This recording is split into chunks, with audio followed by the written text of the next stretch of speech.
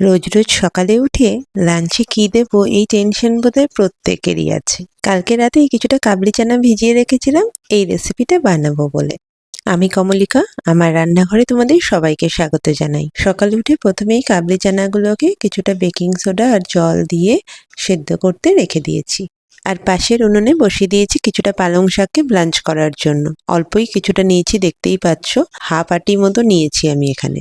এটাকে এবার ব্লাঞ্চ করে ঠান্ডা করার জন্য রেখে দেবো। এই পালং শাক দিয়ে আজকে পরোটার দারুণ একটা রেসিপি শেয়ার করব। ভালো লাগলে একবার অবশ্যই ট্রাই করে দেখো, খুব টেস্টি হয় খেতে।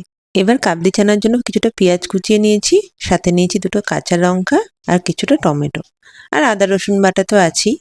এইগুলোকে সব রেডি করে নিয়ে এবার কড়াইয়ে সামান্য তেল দিয়ে এর মধ্যে জিরে ফোড়ন দিয়েছি, আর সাথেই দিয়েছি দুটো এলাচ, দারচিনি আর শুকনো লঙ্কা। তার মধ্যেই দিয়ে দিয়েছি কুচিয়ে রাখা পেঁয়াজগুলো। পেঁয়াজগুলো কিন্তু ভালো করে লাল করে ভেজে নিতে হবে। সাথেই দিয়ে দিচ্ছি কাঁচা লঙ্কাগুলো। যখন এটা লাল করে ভাজা হয়ে যাবে তখন এর মধ্যে বেশ কিছুটা আদা রসুন বাটাও দিয়ে দিয়েছিলাম। আদা রসুনের কাঁচা গন্ধটা কেটে যাওয়ার পর দিয়ে দিতে হবে টমেটোটা। টমেটোটা কিন্তু দিলে সাথে সাথে নুন দিতেই হবে। নুন দিয়ে যখন টমেটোটা বেশ নরম হয়ে যাবে তখন দেব বাকি মশলাগুলো। বাকি মশলাগুলো খুবই সাধারণ: হলুদ, জিরের গুঁড়ো, ধনের গুঁড়ো, কাশ্মীরি লঙ্কার গুঁড়ো, আর একটা দিয়েছি আমি চিকেন মশলা।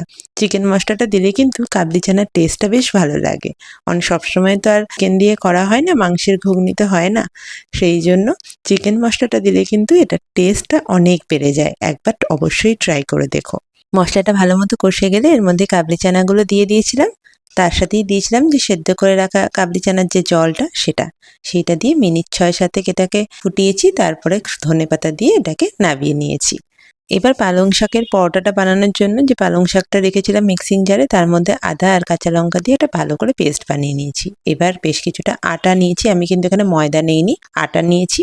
নুন, তেল দিয়ে এটাকে ভালো করে মেখেছি। আমি না এখানে একটা ভুল করেছি, আমি কিন্তু জোয়ান দিতে হতো, ভুলে গেছি, সেটা আমি পরে দিয়েছি। তোমরা মাখার সময় জোয়ানটা দিয়ে দিও। আর এখানে পালং শাকের পিউরিটা দিয়েছি, আর ওই মিক্সিং জার ধুয়ে যে জলটা সেটা দিয়ে ভালো করে এটাকে মেখে নিয়েছি। এই যে আমি ভুলে গেছিলাম, জোয়ানটা আমি পরে দিচ্ছি।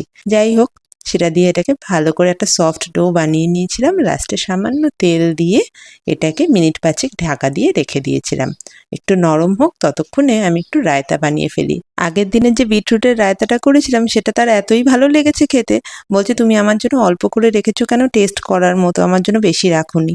সেই জন্য এটাকে আমি আবার বানাচ্ছি, 2 দিনের মধ্যেই আমাকে এটা আবার বানাতে হচ্ছে। এর জন্য বেশ কিছুটা টক দই নিয়েছি, তার সাথে বিট আর গাজর নিয়েছি, কিছুটা চিয়া সিড ভিজিয়ে রেখেছিলাম সেইটা দিয়েছি, বিট নুন, জিরের গুঁড়ো দিয়ে এটাকে ভালো করে মিশিয়ে রেখে দিয়েছি। এবার 1 চামচ তেলের মধ্যে কিছুটা সর্ষে, কারি পাতা আর কিছুটা বাদামকে ভালো করে ভেজে নিয়ে এবার এটাকে ওই টক দইয়ের মিক্সচারের মধ্যে দিয়ে দিলেই কিন্তু এটা একদম রেডি। সাথে আমি একটু ফ্ল্যাক্স সিড দিয়েছিলাম, আর দিয়েছিলাম একটু ধনেপাতা। ফ্ল্যাক্স সিডস আর বাদামের জন্য বেশ একটা এক্সট্রা ক্রাঞ্চ আসে এটার মধ্যে, খেতে খুব ভাল লাগে। একবার অবশ্যই ট্রাই করো। আমার বাড়িতে সবাই কিন্তু এটার ফ্যান হয়ে গেছে, এটা খেতে এত টেস্টি হয়। আর এটা কিন্তু ওয়েট লসেও খুব হেল্পফুল। একবার অবশ্যই ট্রাই করে দেখো, আমাকে থ্যাংক ইউটা পরে বললেও চলবে।